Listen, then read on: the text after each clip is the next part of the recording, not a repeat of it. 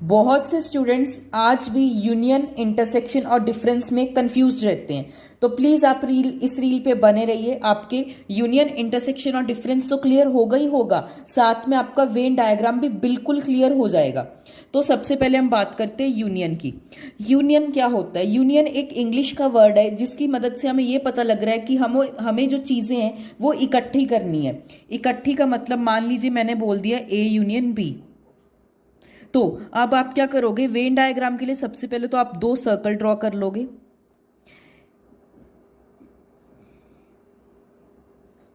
अब ये दोनों सर्कल्स, जब भी आपको ए यूनियन बी आ गया तो आप क्या करोगे? सारा पार्ट इस सर्कल का शेड कर दोगे।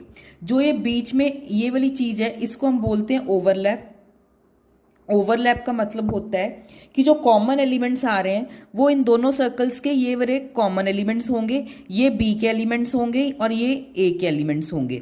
मतलब मान लीजिए आपके पास एक ए सेट है जिसके एलिमेंट्स है 1, 2 और 3। ऐसे ही आपके पास एक बी सेट है जिसके एलिमेंट्स है 3, 4 और 5। अगर मैं बात करूं आपके कॉमन एलिमेंट्स की, कॉमन एलिमेंट्स मतलब जो दोनों सेट में आ रहे हैं, तो वो क्या आ रहा है? 3 है।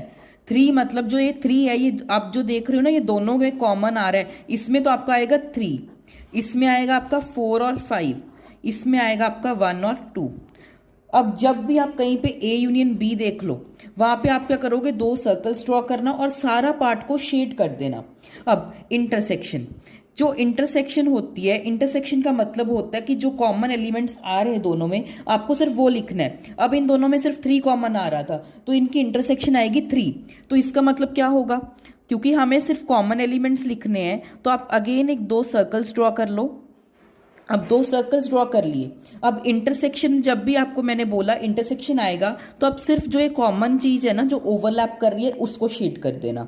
ऐसी अगर हम बात करें डिफरेंस की, ए माइनस बी, अब जिसमें से भी आपको एलिमेंट्स माइनस करने को बोला गया है, मतलब जो भी एलिमेंट आपका आगे होगा, मान लीजिए अब यहाँ पे ए आगे था तो अब आप क्या करोगे? सिर्फ ए को शेड कर देना, इसको शेड नहीं करना, आपको कॉमन को शेड नहीं करना, बी को आपको शेड नहीं करना। अगर मैं बात करूं बी माइनस ए की, अगेन दो सर्कल ड्रॉ कर लो।